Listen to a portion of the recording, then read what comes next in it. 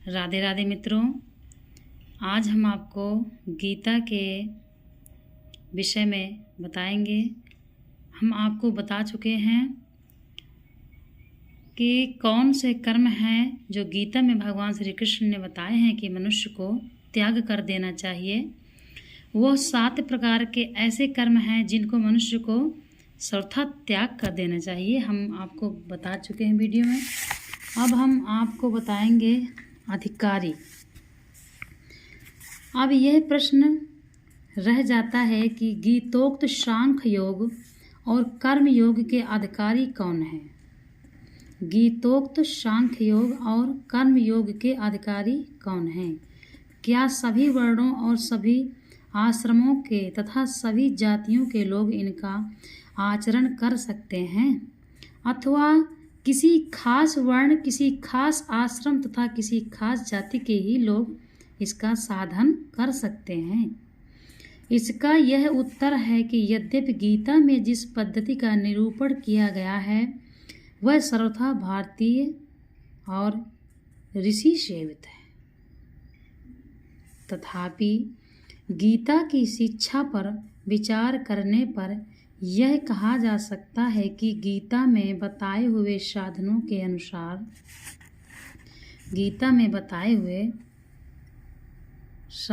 अनुसार आचरण करने का अधिकार मनुष्य मात्र को है।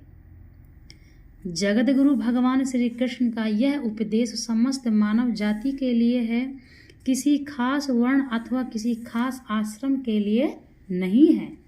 यही गीता की विशेषता है। भगवान ने अपने उपदेश में जगह जगह मानवः नरः देहव्रत देही आदि शब्दों का प्रयोग करके इस बात को स्पष्ट कर दिया है। जहाँ सांख्य योग का मुख्य साधन बतलाया गया है, भगवान ने देही शब्द का प्रयोग करके मनुष्य मात्र को उसका अधिकारी बताया है। इसी प्रकार भगवान ने स्पष्ट शब्दों में कहा है कि मनुष्य मात्र अपने अपने शास्त्र विहित कर्मों द्वारा सर्वव्यापी परमेश्वर की पूजा करके सिद्धि प्राप्त कर सकता है। मनुष्य ही है जो भगवान की भक्ति कर सकता है और भगवान को प्राप्त कर सकता है। मनुष्य में सोचने समझने की क्षमता है। इसी प्रकार भक्ति के लिए भगवान ने स्त्री शूद्र तथा पाप योनि तक को अधिकारी बतलाया है। देखिए गीता में कितना सुंदर भगवान ने बताया है। स्त्री भी अधिकारी है, शूद्र भी तथा पापियों तक को पूजा का अधिकार बतलाया गया है। और भी जहाँ जहाँ भगवान ने किसी भी साधन का उपदेश दिया है वहाँ ऐसा कहा है कि इस साधन को करने का किसी खास वर्ण, आश्रम या जाति को ही अधिकार है, दूसरों को नहीं। ऐसा होने पर भी यह स्मरण रखना चाहिए कि सभी कर्म सभी मनुष्यों के लिए उपयोगी नहीं होते हैं। सभी कर्म सभी मनुष्यों के लिए उपयोगी नहीं होते हैं। इसलिए भगवान वर्ण धर्म पर बहुत जोर दिया है। जिस वर्ण के लिए जो विहित है उसके लिए वे ही कर्म कर्तव्य हैं, दूसरे वर्ण के नहीं। इस बात को ध्यान में रखकर ही कर्म करने चाहिए। ऐसे वर्ण धर्म के द्वारा नियत कर्तव्य कर्मों का अपने अपने अधिकार और रुचि के अनुकूल मनुष्य मात्र ही कर सकते हैं। वर्ण धर्म के अतिरिक्त मानव मात्र के लिए पालनीय सदाचार, भक्ति आदि का साधन तो सभी कर सकते हैं। भक्ति का साधन तो सभी कर सकते हैं। भक्ति करने का सबको अधिकार है। कुछ लोग ऐसा मानते हैं कि सांख्य योग के साधन का अधिकार सन्यासियों को ही है, दूसरे आश्रम वालों को नहीं। यह बात भी युक्ति संगत नहीं मालूम होती। भगवान ने सांख्य की दृष्टि से युद्ध करने की आज्ञा दी है। भगवान यदि केवल सन्यासियों को ही सांख्य योग का अधिकारी मानते हैं तो वे अर्जुन को उस दृष्टि से युद्ध करने की आज्ञा कभी न देते, क्योंकि सन्यास आश्रम में कर्म मात्र का त्याग कहा गया है। युद्ध रूपी घोर कर्म की तो बात ही क्या, फिर अर्जुन तो सन्यासी थे। अर्जुन तो सन्यासी भी थे नहीं, फिर अर्जुन तो सन्यासी थे भी नहीं। उन्हें भगवान ने ज्ञानियों के पास जाकर ज्ञान सीखने तक की बात कही है। इसके अतिरिक्त तीसरे अध्याय के चौथे श्लोक में भगवान ने सांख्य योग की सिद्ध केवल कर्मों के स्वरूपतः त्याग से नहीं बतलाई है। यदि भगवान सांख्य योग के लिए कर्मों का स्वरूप से त्याग आवश्यक बतलाते और ये नहीं कहते कि कर्मों का स्वरूपतः त्याग कर देने मात्र से ही सांख्य योग की सिद्धि नहीं होती है, यही नहीं या मैं जहाँ ज्ञान के साधन बतलाए हैं वहाँ एक साधन स्त्री पुत्र धन मकान आदि में आसक्ति एवं ममता का त्याग भी बतलाया है। स्त्री पुत्र धन मकान आदि के साथ स्वरूपतः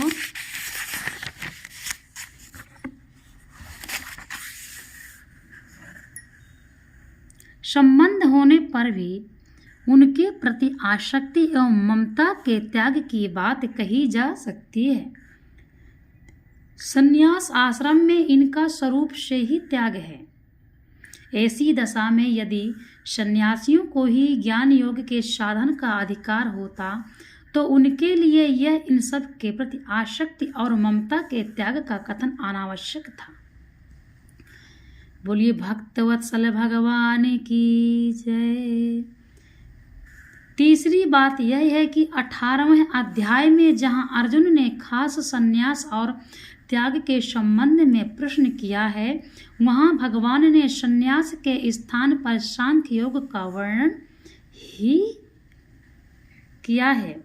संन्यास आश्रम का कभी भी उल्लेख नहीं किया। यदि भगवान को संन्यास शब्द से संन्यास आश्रम अभिप्रेत होता अथवा सांख्य योग का अधिकारी वे केवल सन्यासियों को ही मानते तो इस प्रसंग पर आवश्यक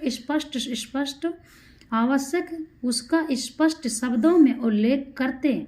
इन सब बातों से यह स्पष्ट प्रमाणित होता है कि सांख्य योग का अधिकार सन्यासी गृहस्थ सभी को समान रूप से है।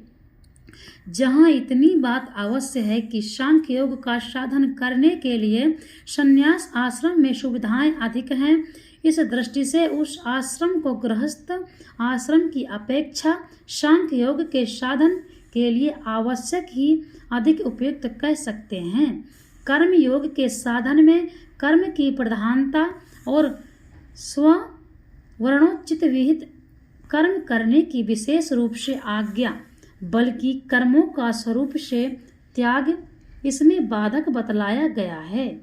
इसलिए संन्यास आश्रम में कर्म प्रधान कर्मयोग का आचरण नहीं बन सकता, क्योंकि वहाँ द्रव्य और यज्ञ दान आदि कर्मों का स्वरूप से त्याग है।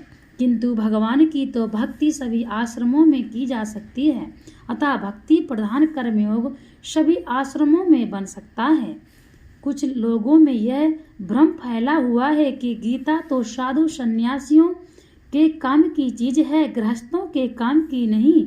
इसलिए वे प्रायः बालकों को इस भय से गीता नहीं पढ़ाते कि इसे पढ़कर ये लोग गृहस्थ का त्याग कर देंगे, परंतु उनका ऐसा समझना सर्वथा भूल है। यह बात ऊपर की बातों से स्पष्ट की जाती है। वे लोग यह नहीं सोचते कि मोह के कारण अपने छात्र धर्म से विमुख होकर भिक्षा के अन्न से निर्वाह करने के लिए उद्यत अर्जुन ने जिस परम रहस्यमय गीता के उपदेश से आजीवन गृहस्थ में रहकर अपने कर्तव्य का पालन किया, उस गीता शास्त्र का यह उल्टा परिणाम किस प्रकार हो सकता है। यही नहीं, गीता के उपदेष्टा स्वयं भगवान श्री कृष्ण जब तक इस धराधाम पर अवतार रूप में रहे तब तक बराबर कर्म ही करते रहे। साधुओं की रक्षा और दुष्टों का संहार ऐसा करने उद्धार किया और धर्म की स्थापना की। यही नहीं, उन्होंने तो यहाँ तक कहा कि यदि मैं सावधान होकर कर्म ना करूं तो मेरा तो ना करूं तो लोग मेरी देखा देखी कर्मों का परित्याग कर आलसी बन जाएं और इस प्रकार लोक की मर्यादा छिन्न भिन्न करने का दायित्व मुझी पर रहे। इसका यह अर्थ भी नहीं है कि गीता सन्यासियों के लिए नहीं है, गीता सभी वर्ण आश्रम वालों के लिए है। सभी अपने अपने वर्ण आश्रम के कर्मों को करते हुए सांख्य योग दोनों में से किसी एक निष्ठा के द्वारा अधिकारानुसार साधन कर सकते हैं। मित्रों, हमने आपको बताया कि गीता का आप गृहस्थ हैं, गीता सभी वर्णों में अधिकार है गीता पढ़ने का, बच्चों को भी पढ़ाएं, स्वयं श्री कृष्ण भगवान इसमें कहे हैं, और बच्चों को भी गीता पढ़ाएं।